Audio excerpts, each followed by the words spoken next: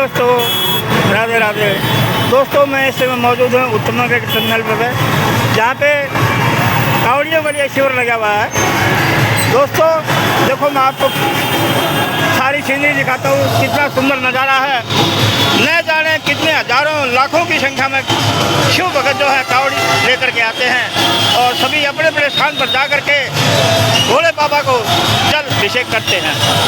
दोस्तों, आज का दिन हमारे देश के अंदर बहुत ही महत्वपूर्ण दिन है, क्योंकि पूरे देश के अंदर ये शिवरात्रि का त्यौहार मनाया जाता है, जिसके अंदर शिव भगत जो है न जाने कितने लाखों करोड़ों की संख्या में हरिद्वार से कावड़ लेकर के आते हैं और अपने अपने स्थान पर जा कर के जलाभिषेक करते हैं। दोस्तों, ये मैं आपको सारा कुछ दिखा रहा हूँ।